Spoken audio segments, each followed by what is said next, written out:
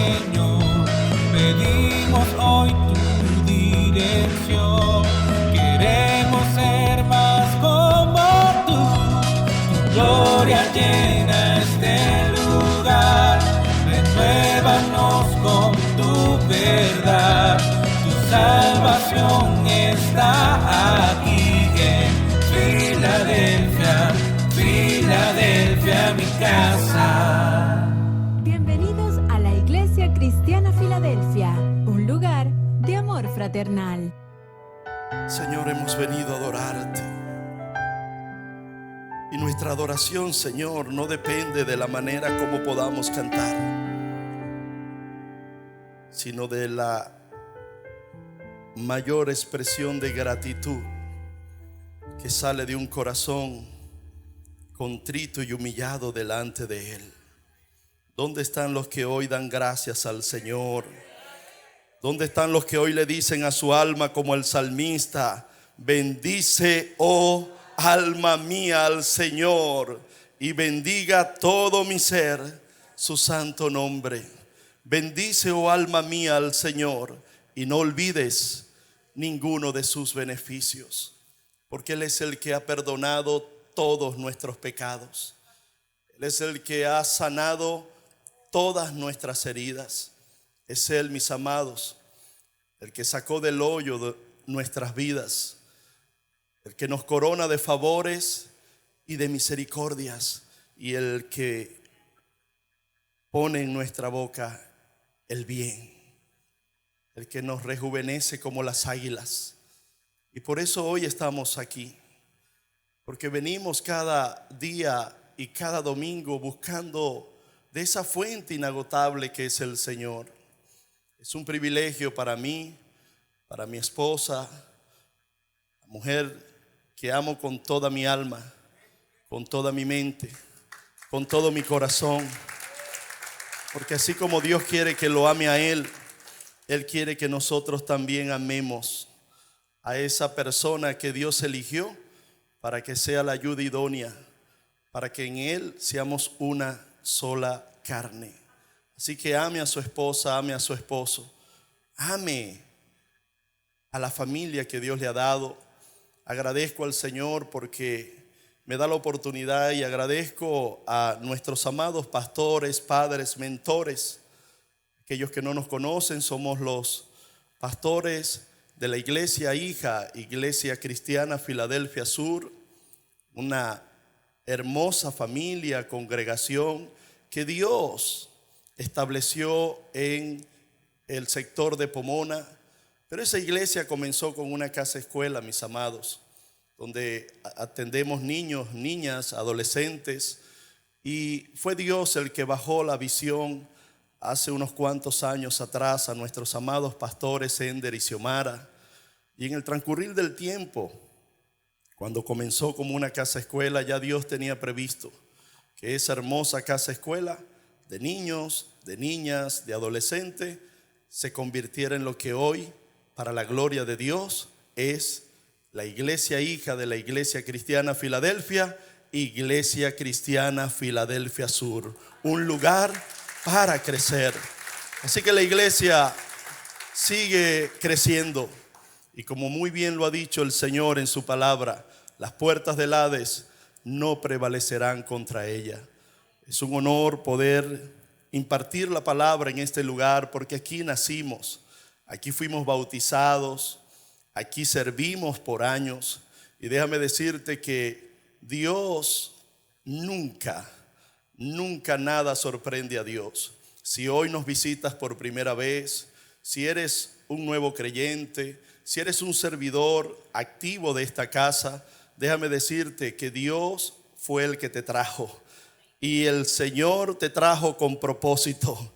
Y el Señor te trajo para que tú no permanezcas sentado en una silla, sino más bien el que Él llama desde la silla, lo tomará de la silla y lo llevará de gloria en gloria y de victoria en victoria, mis amados. Porque no tengo la menor duda que mañana Dios te use con mucho poder y con mucha gloria, porque ese es el propósito de Dios. Hechura suya somos para toda buena obra, mis amados. Estamos en una hermosa temática y quiero honrar la temática. Quiero honrar el texto principal de Filipenses capítulo 4, verso 13, cuando dice la palabra: todo lo puedo en Cristo que me fortalece. Y de verdad que sé que hemos sido enseñados, hemos sido instruidos en este mes. Cada uno de los que han pasado por este altar ha sido usado por Dios para impartir la palabra del Señor y enseñar al pueblo. La Biblia dice y nos enseña que nosotros fuimos dotados de dones. Cada uno de nosotros, Dios le ha dado dones para que por medio de esos dones la iglesia sea edificada. Los dones que están en ti y en mí no son nuestros. Nada nos pertenece. Todo le pertenece a Él. La vida es de Él. El gozo es de Él, los dones son de Él, la iglesia es de Él, todo, la tierra y su plenitud, tu familia, tus hijos le pertenecen a Él. Pastor, ¿y por qué usted lo cree? Porque la Biblia lo dice. Él es la imagen del Dios invisible. Él es el creador de todas las cosas.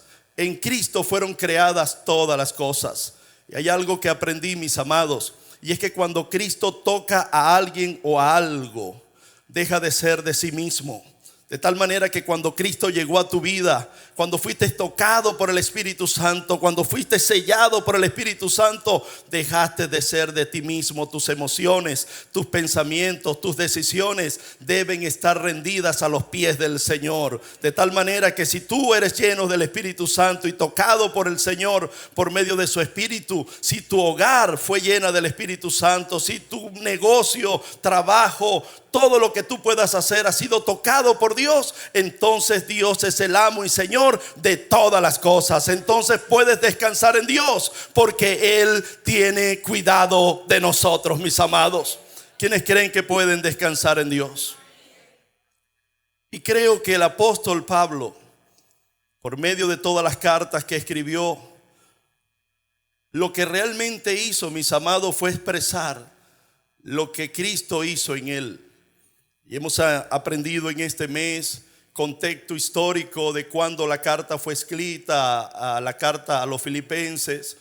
Pudimos ver muchas enseñanzas acerca de que la carta es una carta llamada la carta del gozo, como un hombre en medio de tanto dolor, en medio de tanta tristeza, en medio de tanta persecución, en medio de tanta miseria, termina teniendo un corazón tan agradecido, tan gozoso y tan lleno de esperanza como el apóstol Pablo. Pero quiero que hoy, mis amados, a la luz de la Biblia, quisiera que tú y yo podamos ver el antes, un poco de lo que realmente aconteció en la vida de ese hombre. ¿Quién era Pablo? Yo sé que muchos han leído la historia, y cada vez que yo leo esta historia, siempre Dios tiene algo nuevo que enseñarme.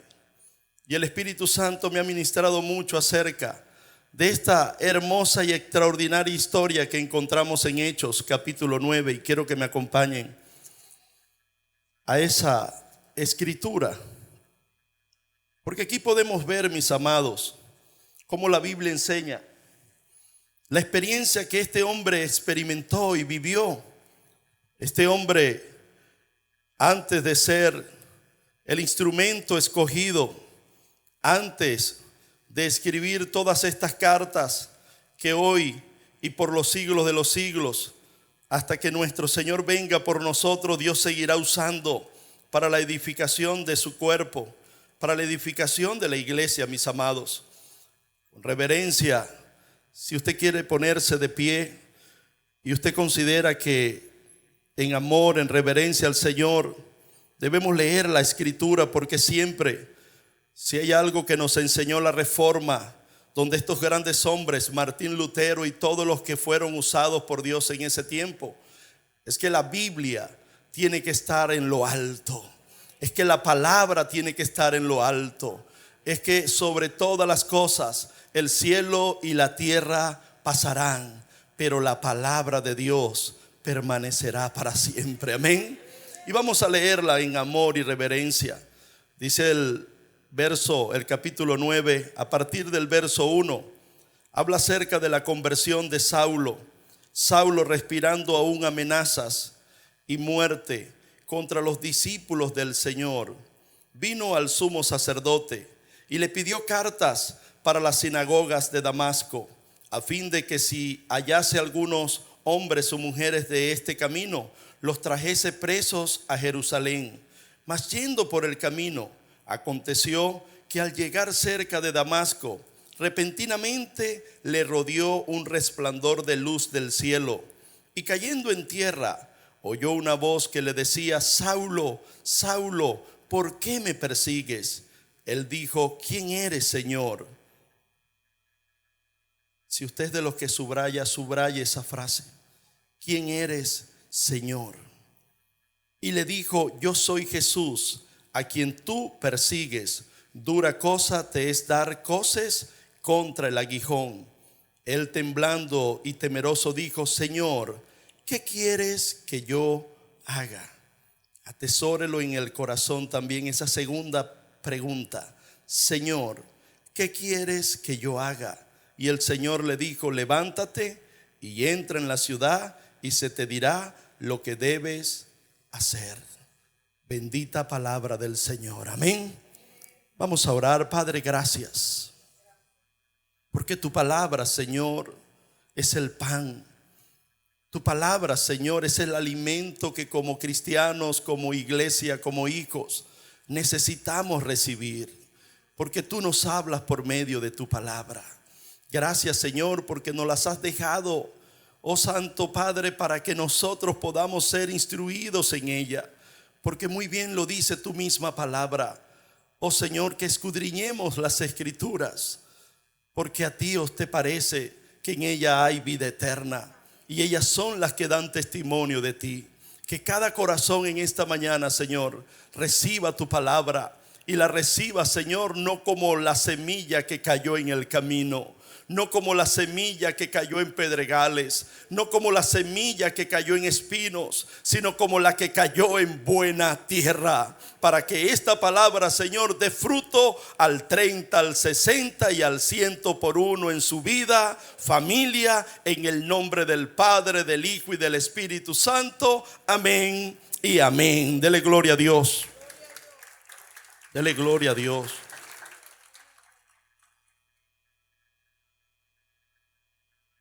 Nosotros somos edificados con cada epístola que Pablo escribió, y nosotros realmente podemos decir confiadamente que cada una de esas epístolas ha edificado y ha bendecido mucho nuestras vidas. Sé que hay personas acá que tienen en memoria textos bíblicos como todo lo puedo en Cristo que me fortalece, como Romanos 8:28, y sabemos que los que aman a Dios, todas las cosas nos ayudan para bien. Nosotros vemos esa transformación y vemos esa inspiración que tuvo este gran hombre para escribir, inspirado por el Espíritu Santo, esta magistral o estas magistrales cartas. Pero cuando leemos la Escritura, tenemos que recordar cómo comenzó la historia. Por eso es una historia impactante para mi vida. Es una historia que cada vez que la leo puedo darme cuenta cómo Dios es especialista en convertir derrotas en aplastantes victorias. Como Dios no se limita a pensamientos humanos. Esta historia tiene que edificar nuestras vidas. Aquellos que oran por sus familiares, aquellos que oran por aquellos amigos o aquellas personas que aún no conocen del Señor. Aquellos que hoy pueden estar cansados y decir: ¿cuántos años he orado por mi esposa? ¿Cuántos años he orado por mi familia? ¿Cuántos años he orado por mi jefe, por esa persona? Pero sabe, usted y yo no tenemos poder para cambiar a nadie. Usted y yo no podemos cambiar a nadie. Pero la buena noticia es que si en la voluntad de Dios que esa persona sea salva, si en la voluntad de Dios está que esa persona sea instrumento escogido para Dios, tranquilo, siga orando, siga perseverando, siga creyéndole al Señor, porque puede pasar que como Saulo, ese hijo, esa hija, ese esposo, esa esposa, ese familiar, ese amigo tenga un de repente de Dios y su vida sea transformada. Y su vida sea iluminada. Y su vida sea llevada de las tinieblas a la luz admirable.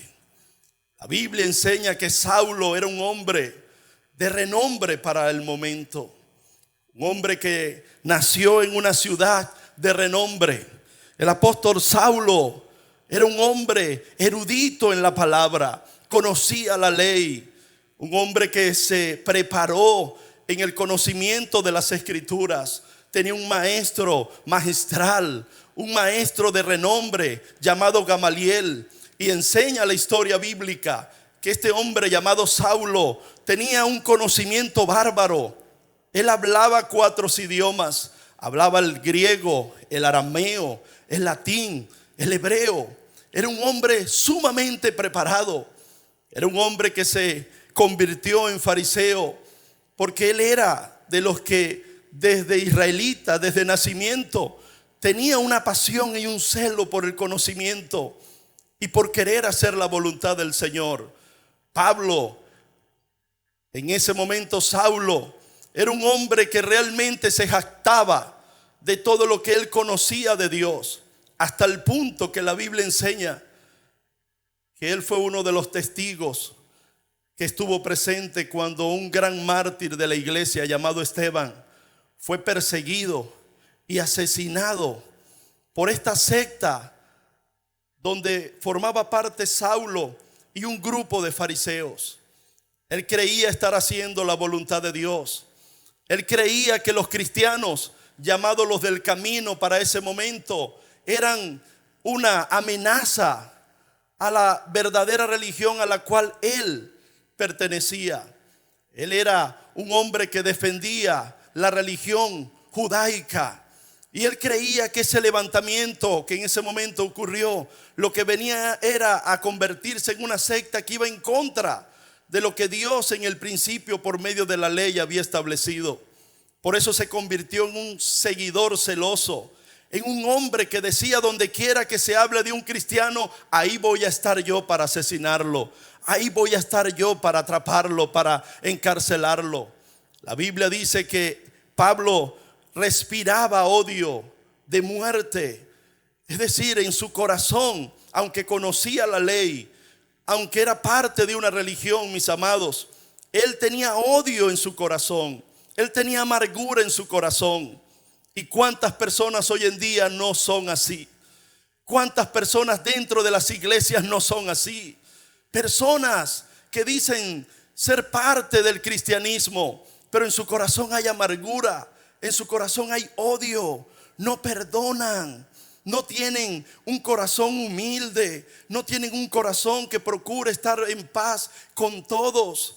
Son personas que tienen corazones encallecidos, conocen la palabra, conocen las escrituras, pero no la practican.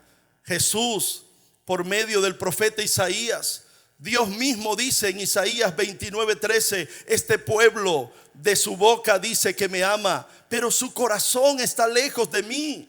El mismo Cristo que le habló a la iglesia de Éfeso, una iglesia que trabajaba, una iglesia que tenía arduo trabajo, una iglesia que tenía una sana doctrina. Pero una cosa tengo contra ti, dijo el Señor: has perdido el primer amor. Podemos tener doctrina, podemos tener conocimiento, podemos congregarnos, podemos creer que estamos haciendo la voluntad de Dios, podemos creer que estamos haciendo las cosas de Dios, pero nos puede pasar como Éfeso, que estaban trabajando para la obra, pero no para el Dios de la obra, que estaban sirviéndole a la obra, pero no al Dios del servicio y creador de todas las cosas. Nos puede pasar como la iglesia de la Odisea. Y Dios nos guarde, mis amados, porque la iglesia de la Odisea también era una iglesia que tenía un corazón de trabajo, que creía que era rica, que creía que lo tenía todo, que creía que lo sabía todo. Saulo era así. Saulo creía que era rico. Yo tengo autoridad, yo tengo poder, yo tengo renombre, yo soy ciudadano romano, yo tengo conocimiento. Se jactaba de eso, mis amados. Un corazón, mis amados, lejos de Dios. Y es cuando Dios le habla a esa iglesia de la Odisea en Apocalipsis 3:20 y le dice: yo estoy a la puerta y llamo. Si alguno escucha mi voz y abre la puerta de su corazón, yo entraré a él y cenaré con él y él conmigo. Muchos han tomado ese pasaje para evangelismo, pero en el contexto de Apocalipsis 3:20 lo que Dios está es reprendiendo a la iglesia, porque era una iglesia que adoraba a Dios, era una iglesia que hacía culto a Dios, era una iglesia que servía a Dios. Pero saben, habían sacado a Dios del culto, habían sacado a Dios de la iglesia, habían sacado a Dios del lugar donde ellos se reunían. Y por eso Jesús les dijo: yo estoy a la puerta. Es decir, Jesús estaba del otro lado de la puerta, ellos adentro congregándose y Jesús afuera. Pero gloria a Dios por la iglesia de Filadelfia, porque la iglesia Filadelfia es una iglesia que es verdad, con poca fuerza a veces, pero que ha permanecido en el Señor, en su palabra. Es verdad, derribados, como el mismo Pablo lo dijo en 2 de Corintios 4, que podemos estar atribulados en todo, mas no angustiados, en apuros, mas no desesperados, perseguidos, pero no desamparados, derribados, pero jamás destruidos, porque Dios está con nosotros, mis amados. Saulo, dice la Biblia, que viviendo de esa manera, creyendo estar haciendo la voluntad de Dios, de pronto pide unas cartas porque su odio, su celo, su egoísmo, su jactancia, su altivez, su arrogancia,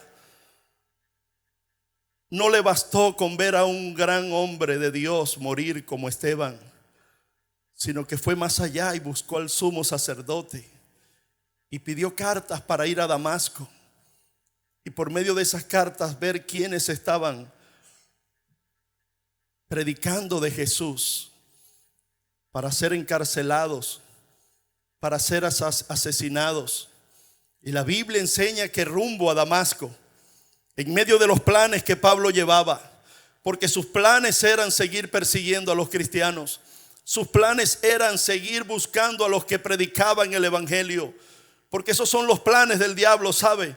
Los planes del diablo son perseguir a la iglesia, perturbar a la iglesia, crear trampas a la iglesia. Pero gloria a Dios por nuestro Señor Jesucristo, porque los planes del hombre no pueden limitar a los planes de Dios. Los planes de Saulo era ir contra la iglesia del Señor, pero los planes de Dios es que Dios es especialista en tomar obras que vienen en contra de los hijos de Dios y convertirlas en bendición para los hijos de Dios, mis amados.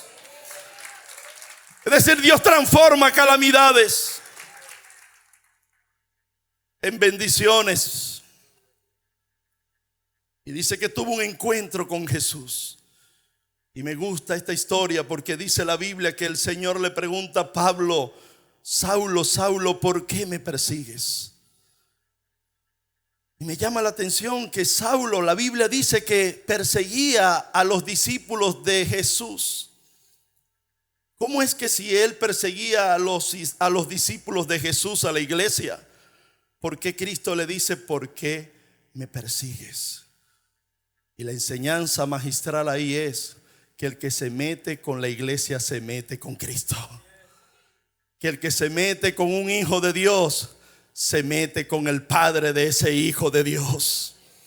De tal manera que tú puedes descansar y puedes decir, como dijo el apóstol Pablo: si Dios está con nosotros, ¿quién contra nosotros? Y vemos que tuvo ese encuentro con el Señor. Y cuando Jesús permite ese momento y prepara ese momento para que Saulo tenga un encuentro con él, mis amados hermanos, no conozco a uno que haya tenido un encuentro sobrenatural con Jesús que haya sido el mismo después de ese encuentro. Por eso esta historia es una historia maravillosa para nosotros, porque así como nosotros nos podemos gozar y edificar con lo que el apóstol Pablo escribió después, así como podemos leer en la Biblia: todo lo puedo en Cristo que me fortalece, Lo que hoy es importante que tú entiendas es que esa frase, esa palabra, esa convicción de decirlo, no solamente fue dado únicamente al apóstol Pablo. No solamente Pablo lo pudo haber dicho Pedro, lo pudo haber dicho Juan, lo pudo haber dicho Abraham, Isaac, Esther, lo pudo haber dicho Carlos, Omar, Karina, lo pudo haber dicho Ender, Xiomara, lo pudo haber dicho Carmen, Lisandra, lo puede decir todo hijo, hija de Dios, nacido y regenerado por el Espíritu Santo, porque no es el poder mío ni tuyo, sino el poder de Dios que opera en los hijos de Dios, mis amados. Es el poder que está en nosotros. Es el Espíritu Santo que está en nosotros. Y todo el que tiene un encuentro con Cristo puede decir: todo lo puedo en Cristo. Eso no lo puede decir el que no tiene a Cristo como Señor y Salvador. Eso no es un amuleto de la suerte. Solo aquellos que le recibieron, como dice Juan capítulo 1 verso 12, y creen en su nombre, les dio la potestad de ser hechos hijos de Dios. Y Saulo hace dos preguntas, que son dos preguntas, mis amados, que debe hacer todo aquel que ha tenido un encuentro personal con el Señor. En una oportunidad se le pidió a algunas personas, se hizo una encuesta y se le pidió elegir 3 preguntas que quisieran hacerle a Dios. Y esa encuesta, miren lo que realmente terminó como resultado. Las preguntas fueron: ¿algún día habrá paz duradera? ¿Cómo puedo ser una mejor persona? Es la segunda.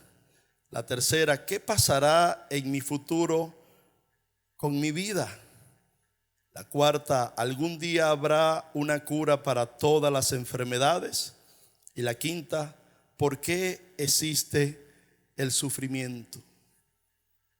Y sabe, llamó la atención en esa encuesta cuando las personas eligieron estas 5 preguntas a Dios para que Dios respondiera estas preguntas. Una encuesta real que se hizo, porque ya todas estas preguntas están respondidas en la palabra de Dios. Ya aquí en la Biblia está respondido si habrá cura para todas las enfermedades. Aquí está respondido cómo puedo ser una mejor persona. Aquí está respondido cuál va a ser mi futuro y el de mi familia. Aquí está respondido si habrá una paz duradera. Pero hay 2 preguntas que todo cristiano, todo nacido de nuevo debe hacerse.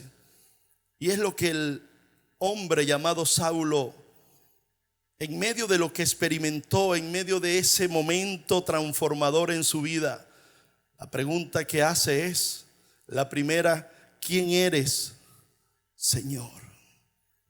Y es la pregunta que hoy tú y yo nos tenemos que hacer, mis amados. Porque hay muchos que viven como si no conocieran al Señor. Hay muchos que lloran como si no conocieran al Señor. Hay muchos que deciden como si no conocieran al Señor. Y la segunda pregunta es: ¿qué quieres que yo haga? Miren cómo Pablo dice, luego de tener ese encuentro con Jesús, no dice ¿qué quieres que hagan los demás?, sino: Señor, ¿qué quieres que yo haga? Porque muchas veces estamos más pendientes y oramos de esa manera. Oramos por las personas que están a nuestro alrededor. Le pedimos a Dios que cambie a los que están a nuestro alrededor. Le pedimos al Señor que haga justicia con los demás. Le pedimos al Señor por... Y no decimos como el salmista: escudriña mi corazón y mira si hay en mí camino de perversidad. Mírame a mí, Señor. Señor, ¿qué quieres que yo haga? Y así he titulado este mensaje: ¿quién eres, Señor, ¿y qué quieres que yo haga? Porque esas dos preguntas van a significar para la vida de un hijo, una hija de Dios, la razón de vivir, cual sea la situación que usted y yo podamos enfrentar. Y sabe, pude haber traído mucho más, pero tuve que resumirlo. Porque ¿quién eres, Señor? Cuando Saulo le preguntó, ¿quién eres, Señor? Lo que Saulo creía era que él conocía al Señor. La misma pregunta la hizo Pedro en esa barca, cuando en medio de la tormenta vio cómo Jesús con su autoridad hizo cesar la tormenta. Y los discípulos creían conocerle, pero ellos se preguntaron, ¿y quién es este? Que aún los vientos le obedecen. Las mismas preguntas se han hecho todos los héroes de la fe. Y Dios sigue mostrándose. Dios sigue revelándose. Usted y yo creemos hoy que ya conocemos a Dios. Y ahí es donde chocan aquellos que creen ser eruditos. No está mal conocer las escrituras, no está mal escudriñar las escrituras. Lo que está mal es pretender que el que lee y escudriña va a terminar conociendo a Dios. Déjame decirte algo: a Dios nada ni nadie lo puede conocer, nada ni nadie lo puede limitar. Usted y yo intentamos y buscamos conocer un pensamiento de Dios, pero Dios es eterno, Dios es incomparable. Dios no tiene límites. No podemos pretender poner a Dios en un cajón y creer que ya conozco cómo obra, que ya conozco cómo actúa. No. El Dios que me sanó a mí te va a sanar a ti de otra manera. El Dios como lo hizo conmigo, posiblemente contigo lo hace de otra manera. Pero no importa cómo venga, lo importante es su soberanía. Que Dios hace lo que quiere, como Él quiere, cuando Él quiera y donde Él quiera. Porque Dios es Dios, mis amados. Dios es Dios. Y la religión quiere encerrar a Dios y quiere limitar a Dios. Y muchas veces el conocimiento termina usado por el mismo enemigo para limitar a Dios. Y Saulo lo estaba experimentando. Conocía la ley, pero no conocía a Dios. Hasta que tuvo un encuentro con Jesús. Y cuando tuvo un encuentro con Jesús, la pregunta es: ¿quién eres, Señor? La Biblia, nuestra Biblia Reina Valera, consta de 66 libros. Y esos 66 libros, mis amados, ese compendio es lo que ha creado lo que hoy llamamos la Biblia. La Biblia da testimonio de Jesús. El Espíritu Santo da testimonio de Jesús. La iglesia, nosotros damos testimonio de Jesús. ¿Quién es Jesús? En el Génesis, Él es la simiente de la mujer, la descendencia de la mujer que aplastaría la cabeza de Satanás. ¿Quién es Jesús en el Éxodo? Es el Cordero de la Pascua, el Cordero de Dios que quita el pecado del mundo. ¿Quién es Jesús en el libro de Levítico? El sumo sacerdote que intercede por su iglesia día y noche. ¿Quién es Jesús en Número? Jesús es la roca de la que brota el agua que fluye para vida eterna. ¿Quién es Jesús en Josué? Él es el príncipe del ejército de Dios. ¿Quién es Jesús en Jueces? Él es el juez que nos defiende del opresor. ¿Quién es Jesús en Ruth? Él es el pariente más cercano que nos ha redimido. ¿Quién es Jesús en Samuel? Él es el profeta que es fiel. ¿Quién es Jesús en los Reyes y en las Crónicas? Él es el rey ungido que pelea por nosotros. ¿Quién es Jesús en Esdras? Él es el escriba fiel. ¿Quién es Jesús en Nehemías? Él es que restaura todas las cosas, todos los muros caídos. ¿Quién es Jesús en Esther? Eres nuestro Mardoqueo que peleó por nuestra batalla y que ahora se sentó a la diestra del Padre. ¿Quién es Jesús en Job? Él es ese cerco de protección alrededor de toda la iglesia. ¿Quién es Jesús en los Salmos? Él es el buen pastor. ¿Quién es Jesús en Proverbios y Eclesiastés? Él es la sabiduría. ¿Quién es Jesús en el Cantar de los Cantares? lugares. Jesús es el novio de la iglesia. En Isaías, Él es el príncipe de paz. En Jeremías, Él es nuestra justicia. En Lamentaciones, Él es el profeta que llora por nosotros. En Ezequiel, Él es el que está sentado en el trono resplandeciente como fuego. En Daniel, Él es el cuarto hombre que está en medio del fuego, aún ahí con nosotros, librándonos y acompañándonos en todo tiempo. En Oseas, Jesús es el marido fiel que se casa con la adúltera. En Joel, Jesús es el que derrama el Espíritu Santo sobre toda carne. En Amós, es el que nos libra del cautiverio y nos prospera. En Agdía, Él es el poderoso Salvador. En Jonás, Él es el que perdona el pecado de los malvados cuando el corazón se arrepiente. En Miqueas, Jesús es el que nos apacienta con poder. En Nahum, Él dice que es el vengador de nuestros enemigos. En Abacú, Él es el que extiende su mano y nos dice que Él es el Dios de nuestra salvación. En Sofonías, Él es el poderoso que está en medio de nosotros. En Ageo, Jesús dice que es el dueño del oro y de la plata, de la tierra y de su plenitud. En Zacarías, Él es el manantial que salta para vida eterna. En Malaquías, Jesús es el sol de justicia y trae sanidad debajo de sus alas. ¿Quién es Jesús en el Nuevo Testamento? En Mateo, Él es el Mesías. En Marcos, el siervo de Dios. En Lucas, el Hijo del Hombre. En Juan, el Hijo de Dios. En los Hechos, Él es el que bautiza con el Espíritu Santo. En Romanos, Él es el que nos justifica de todos nuestros pecados. En la primera carta de Corintios, Él es el postrer Adán. En la segunda carta de Corintios, Él es el que nos lleva siempre de gloria en gloria y de victoria en victoria. En Gálatas, Él es el que multiplica la semilla que sembramos. En Efesios, Él es el que nos redime con su sangre. En Filipenses, es nuestro gozo y el que suple todas nuestras necesidades conforme a sus riquezas en gloria. En Colosenses, Él es la imagen del Dios invisible, el primogénito de toda creación. En primera y segunda de Tesalonicenses, Él es nuestro rey y viene pronto por nosotros. En Timoteo, Él es el mediador entre Dios y los hombres. En Tito, Él es el esposo. En Filemón, mis amados, Él es el amigo que es más cercano que un hermano. En Hebreos, Él es el que sustenta todas las cosas con la palabra de su poder.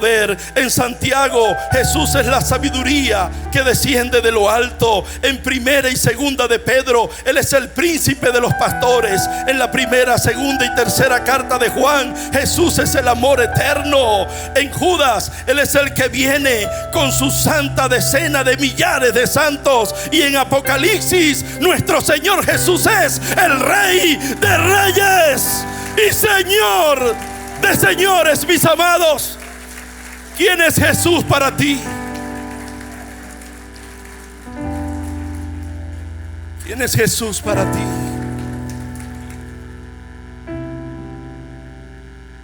No debe haber duda quién es Jesús, porque Él va a venir, mis amados. Saulo no lo conocía, Pablo lo conoció. ¿Quién es Jesús?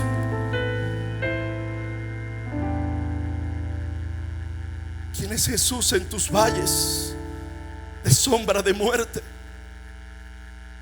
Él es el pastor que estará contigo.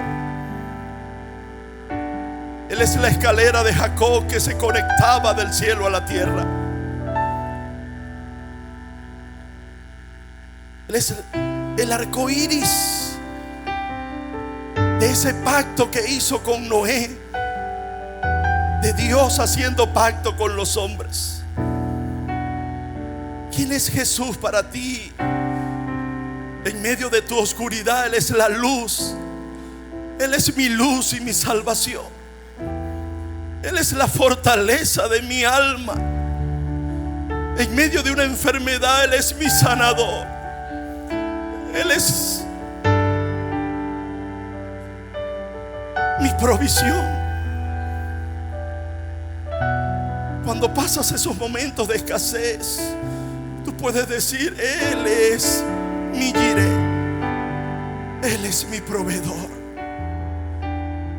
Cuando pasas esos momentos de desasosiego, de temor, de soledad, tú dices: Señor, tú eres mi Shalom, tú eres mi paz.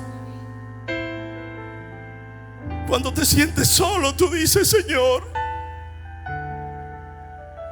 tú eres mi compañero fiel. Nunca me dejarás. Por eso dice su palabra: no temas, porque yo estoy contigo. No desmayes, porque yo soy tu Dios que te da fuerzas. Siempre te ayudaré, siempre te sustentaré, siempre con la diestra de mi justicia.